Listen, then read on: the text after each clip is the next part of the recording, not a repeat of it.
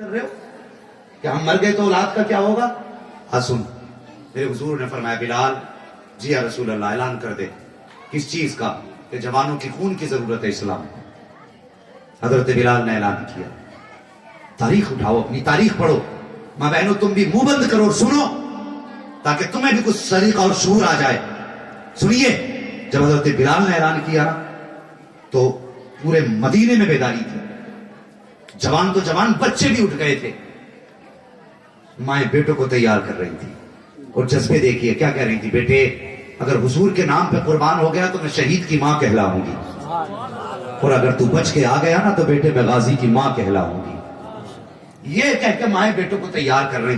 آج ذرا سی بات آ جائے، اماں بیٹوں کہتی اندر رہ، کہیں کوئی پتھر نہ لگ جائے،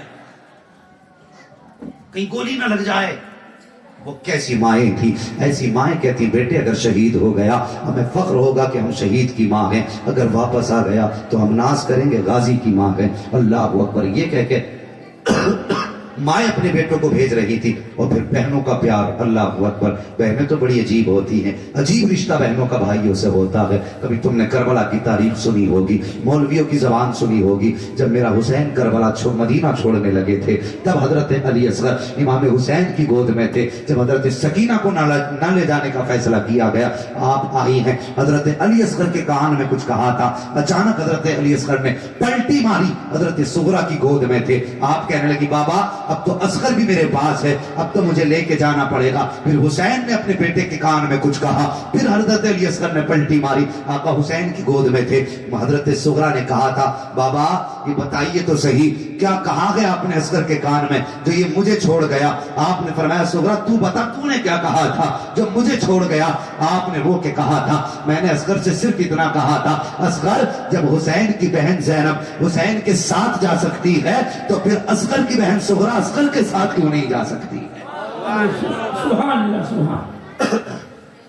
یہ رشتے ہوتے ہیں بہن بھائیوں کے۔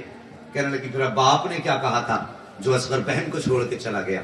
آپ نے فرمایا میں نے صرف اتنا کہا تھا اصغر دین کے لیے اگر بوڑھے کا خون مانگا گیا تو اپنا دوں گا، اگر جوان کی قربانی دی گئی تو میں اکبر دے دوں گا، اگر بچہ مانگا گیا تو پھر میں کسے دوں گا؟ اگر بچہ مانگا گیا تو کہاں سے لاؤں گا؟ کہا میں نے اتنا کہا تھا میرے اصغر میری گود میں آ گیا۔ اللہ اکبر، یہ ان کی قربانیاں۔ تو یہ شان تھی مدینے والوں کی۔ مائیں بیٹوں کو تیار کر رہی، بہنیں بھائیوں کو دولہا بنا رہی ہیں، آنکھ میں سرما لگایا، ہاتھ میں ننھی تلوار دی۔ جب بھائی شہید ہو گیا تو شہید کی بہن کہلائیں گے، اگر واپس آ گیا تو غازی کی بہن کہلائیں گے۔ اللہ اکبر، اٹھائیے تاریخ اسی مدینہ کی۔ ایک خاتون ایسی تھی جس کے پاس بوڑھے بچے جوان کچھ نہ تھے، ایک 6 ماہ کا بچہ تھا جو پالنے میں لیٹا ہوا تھا۔ اس کی آنکھ میں آنسو آ گئے، جیسی آنکھ میں آنسو آئے ہیں اچانک بچے نے پالنے میں رونا شروع کر دیا ہے۔ گویا بچہ بھی کہہ رہا تھا ماں آنسو نہ بہا، اگر تیرے پاس 18 سال کا بیٹا نہیں تو کوئی بات نہیں، 6 ماہ کا بیٹا ضرور ہے، اسے لے کے مصطفیٰ کی بارگاہ میں چلی جا۔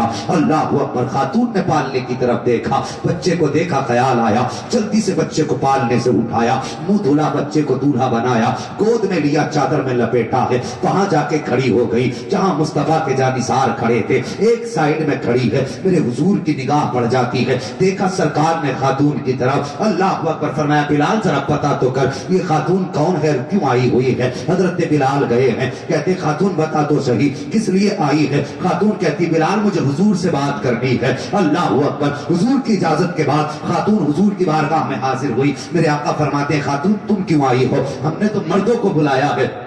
اتنا سننا تھا، خاتون کی آنکھ میں آنسو آ گئے، رو کے کہنے لگی یا رسول اللہ میرے پاس جوان بھی نہیں ہے، میرا شوہر بھی اسلام کے لیے شہید ہو چکا ہے، میرا بیٹا بھی اسلام کے لیے شہید ہو چکا ہے، میرے بھائی بھی اسلام کے لیے شہید ہو چکے ہیں، مگر یا رسول اللہ جب آج آپ نے خون مانگا ہے تو میرے پاس صرف یہ بچہ موجود تھا، یا رسول اللہ میں 6 ماہ کا بچہ لے کر کے آ گئی ہوں۔ میرے حضور نے دیکھا خاتون نے جیسی اپنی گود سے دوپٹہ ہٹایا ہے 6 ماہ کے بچے کا چہرہ نظر آیا۔ میرے حضور فرماتے ہیں خاتون خاتون بتا تو صحیح یہ بچہ کس کام آئے گا؟ یہ نہ تو شہیدوں کو اٹھا سکتا ہے، نہ زخمیوں کو پانی پلا سکتا ہے، نہ کہ یہ کسی کی پٹی کر سکتا ہے، بتا تو صحیح تیرا بیٹا کس عام کام آئے گا؟ تو اس خاتون کا جواب سننا پیارے، اللہ اکبر۔ اس خاتون نے کہا تھا یا رسول اللہ جنگ میں تلواریں چلیں گی، ہاں چلیں گی، اور تیر بھی چلیں گے، ہاں چلیں گے، تلواروں کو کس چیز پہ روکا جائے گا؟ کہا ڈھال پہ روکا جائے گا۔ آقا جب ڈھالیں تلواروں کے سامنے آئیں گی تو ڈھالیں کٹیں گی، ہاں ڈھالیں بھی کٹیں گی، تیر بھی پار ہوں گے ڈھالوں میں، ہاں تیر بھی پار ہوں گے۔ اس کے بعد خاتون نے کہا تھا یا رسول اللہ اگر جنگ میں خدا نہ خواستہ ایسا وقت آ جائے کہ آپ کے پاس جو ڈھال لگی ہو وہ ٹوٹ جائے اور کوئی تیر آپ کی طرف آتا ہو، تو آقا جب کوئی ڈھال نہ ہو اس وقت تیر کے سامنے میرے 6 ماہ کے بچے کو کر دیا جائے، تاکہ یا رسول اللہ وہ تیر آپ کو نہ لگ کر کے میرے بیٹے کے لگ جائے۔ آقا نے کہا تھا خاتون کیا کہہ رہی ہو، بچہ مر جائے گا۔ تب خاتون نے کہا تھا یا رسول اللہ اگر یہ مر گیا تو کیا ہوگا؟ اس کے جیسے تو ہزاروں آ سکتے ہیں لیکن آپ کے جیسا کوئی دوبارہ آ نہیں سکتا۔ نعرہ تکبیر، نعرہ تکبیر، نعرہ رسالت، علماء کرام، شورى اعظام، اللہ اکبر، یہ شان ہے میرے حضور کی۔ وہ یار حضور سے پیار کرو اور دنیا کو بتا دو ہم جیتے ہیں تو مصطفیٰ کے لیے جیتے، بے شک، سبحان اللہ سبحان اللہ۔ اگر مریں گے تو ان کے لیے مریں گے۔ ہم حضور سے جدا ہو کر کے یہ تصور بھی نہیں لا سکتے کہ ہم زندہ رہ سکتے ہیں۔ ہمارے تصور سے باہر ہے زندگی حضور کے بغیر۔ ہماری تو خوشیاں بھی حضور کے قدموں سے ہیں، غم بھی ہمارے وہیں سے دور ہوتے ہیں۔ کسی نے کہا نہیں تھا مرنے کی طرف دیکھ نہ جینے کی طرف دیکھ، جب چوٹ لگے دل کو مدینے کی طرف دیکھ۔ اللہ اکبر۔ تو حضور کے خلاف بھونکنے والا زندہ رہے اور ہم پیٹ بھر کے روٹی کھائیں، گوارا نہیں۔ بے شک، بے شک۔ اللہ توفیق دے۔ اگر کچھ نہیں کر سکتے تو آواز تو اٹھا سکتے ہو۔ ہر جوان کے پاس موبائل ہے، وہ کل کو صبح ہوتے ہی ہر بندہ یہ لکھے کہ گستاخ رسول کو جیل کے اندر ڈالا جائے۔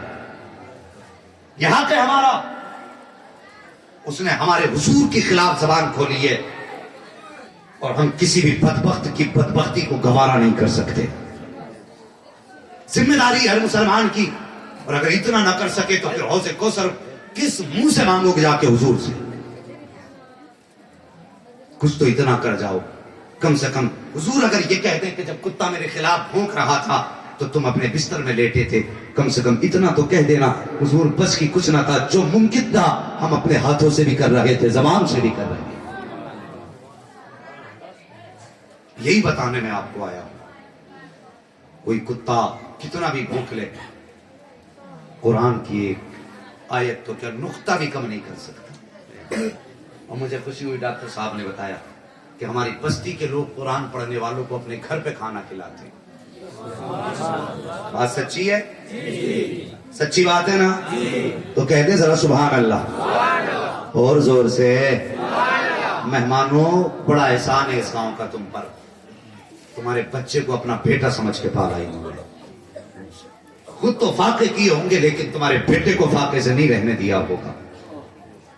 احسان ہے تم پہ، تو کم سے کم تمہیں تو سبحان اللہ زور سے کہنا چاہیے تھا۔ کیسے کہیں گے ذرا بول کے دکھا دیں۔ سبحان اللہ۔ بھائی مجمع ابھی جوان ہے صدر صاحب، ہاں آپ نے تو اپنے حصے کے سارے نعرے پہلے ہی لگا لیے، ماشاءاللہ۔ اللہ سلامتی دے نقیب اہل سنت کو۔ بس میری ایک بات سن لیں، اللہ توفیق دے، وہ گھر میں غریبی ہونا اور تمہیں تندرستی لگتی ہو تو مدرسے کے ایک بچے کا ہاتھ پکڑنا، کہنا آج کے بعد تو میرے گھر کھائے گا۔ صرف ایک قرآن پڑھنے والے کو اپنے گھر لے جاؤ، اللہ کی قسم اللہ اس کے صدقے میں تیرے پورے پریوار کو پال دے۔ آج ہماری قوم کا مزاج ہی الگ ہے، اگر کوئی مر جائے نا، کوئی مر جائے تو ڈائریکٹ دکان پہ جاتا کتابوں کی اور قرآن کا ہدیہ کراتا، پیٹی میں پیک کرائے، پیٹی پہ اوپر لکھے گا فلاں مرحوم کی طرف سے لا کے مسجد میں رکھتے۔ پہلے سے کتنی پیٹیاں موجود ہیں مسجد میں، کچھ حساب لگایا؟ ہمارے یہاں تو ایسے ہی ہوتا کہ تمہارے یہاں بھی لایا جاتا، تو پھر آپ کو تو بولنا چاہیے یہ لاتے نا لوگ. ہاں بتائیے کتنے پیٹیاں ہوں گی آپ کی مسجد میں؟ لیکن وہی بتائیں گے نا جو مسجد میں جاتے ہوں گے.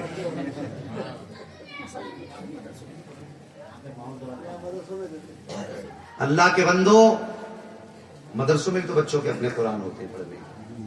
وہ لائے تو اس لیے جاتے ہیں کہ اس میں قرآن خوانی کی جائے.